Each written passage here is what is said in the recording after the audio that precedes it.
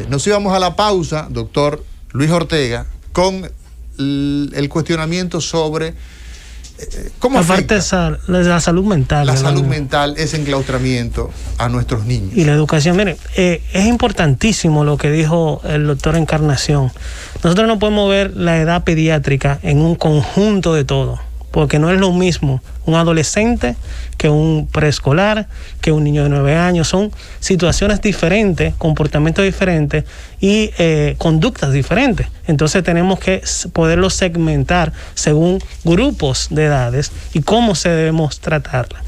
¿Qué ha pasado? Por decirte generalidades, no es lo mismo un niño de 6 años que necesita ese espacio para correr, ese espacio para divertirse, ese contacto, porque están aprendiendo, desarrollando su cerebro, estimulándose con los diferentes sentidos, con el enclaustramiento. Eso se disminuye muchísimo. Hay mucho retraso a nivel de esa maduración normal del cerebro de un niño hasta los 5 años. Ahora, ¿qué pasa con los adolescentes? Los adolescentes tienen menos necesidad de ese contacto físico constante, por lo tanto, pueden llevar un poquito mejor el tipo de enclaustramiento, aunque aparecen lo que son los trastornos de ansiedad, los trastornos depresivos, los diferentes trastornos que son muy característicos de la adolescencia, vamos a decir, y que con el enclaustramiento se tienden a activar. Fíjense cómo cosas diferentes en las diferentes edades pediátricas se han visto aumentadas, porque sí lo que hemos visto en general es que las patologías mentales, las condiciones mentales han aumentado en forma exponencial. ¿Cuál de ellas es la que en esta etapa, alrededor de 4 o 5 meses, probablemente ya picando hacia los 6 meses, usted ha visto que está impactando más en ese sector que usted maneja, que es la psiquiatría infantil? Definitivamente lo que son los trastornos conductuales. Eso vemos, que esos niños hiperactivos que están ahora encerrados, que no pueden moverse, que tienen que estar en una pantalla aprendiendo, que tienen que estar constantemente en una atención que es casi imposible que ellos puedan mantenerla. Eso es una de las cuestiones más preocupantes para la salud mental de nuestros niños. Y las ansiedades, el trastorno ansioso en niños después de los 6, 7 años, se ha incrementado muchísimo. El miedo, las fobias, esos trastornos del sueño. Eso es una cosa increíble, como los niños han perturbado su ciclo regular y ahora se duermen a las 2 de la mañana, a las 1 de la mañana. Niños que antes se dormían a las 7, a las 8 de la mañana normal, como un protocolo, ¿no? Una forma de cómo vivir. La verdad que la cantidad de consultas que hemos tenido que tener al principio de la pandemia online, y ahora cuando comenzamos a tener algunos pacientes físicos, ha sido increíblemente aumentada, y eso a pesar de que la parte privada puede ser mejor, a nivel de salud colectiva a nosotros nos preocupa como salud mental. O sea, tenemos esa segunda pandemia que el doctor Encarnación seguro la corrobora, que va a venir después que tengamos resuelto el problema de coronavirus, que es el problema de salud mental que va a quedar emocional, el problema de salud mental como en tanto en los niños como en los adultos. ¿Cuándo, doctor Luis Ortega, psiquiatra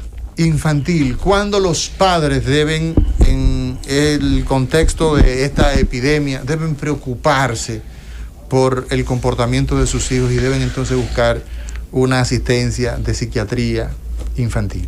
Yo creo que es igual cuando antes de la pandemia. Tenemos que tener 3 elementos importantes, que es que la persona se sienta bien, que el entorno vea los comportamientos adecuados, o que en la norma de la sociedad esté dentro de los límites normales. O sea, un niño que corra, que se pueda molestar algunas veces, que se sienta triste algunas veces, no es candidato de ver a un psiquiatra. Ahora, cuando eso se prolonga, por ejemplo, una tristeza que no quiere salir más de una semana, o una conducta muy desafiante, muy agresiva, todos esos extremos de presentación, tenemos que verlo por un cuidador de salud mental, especialmente un psiquiatra. ¿Por qué? Porque es igual que la prevención en la pediatría, ¿no? El niño no hay que esperar que esté enfermo para llevarlo. Hay que llevarlo antes para prevenir la enfermedad. Es igual en salud mental. Aquí en el enclaustramiento tenemos que tener muy en cuenta esos señales de que, ok, él no hacía esto. Los cambios de conducta en los niños es importantísimo porque son patrones que cambian. Cuando cambian los patrones tenemos que tener en cuenta de que hay algo raro que está pasando. Puede ser interno o externo, pero hay que chequear a ver qué pasa. Se ha descrito, doctor Luis Ortega, tenemos documentación, sabemos que es muy temprano, que la epidemia, la pandemia a escala mundial, es poco el tiempo que existe para tener una evidencia de peso, pero se ha podido establecer el impacto que tiene en los niños, en ese grupo sobre todo de edad que usted dice que son los preescolares, ese niño que necesita tanto contacto, 5 años hacia abajo, que tiene que correr, que tiene que saltar. Yo tengo, por ejemplo, una pequeñita que todas las noches me espera para que juguemos al fútbol. Ella necesita... Entonces, se ha medido eso desde el punto de vista en psiquiatría, de que ese niño solamente está en esa pantalla horas. Nosotros cerramos el año escolar, doctor Encarnación, doctor Luis Ortega, cerramos el año escolar con nuestros niños en las pantallas. Y queremos saber, porque en definitiva no existe una posición oficial, la sabremos más, pero existe un impacto ya medible en el...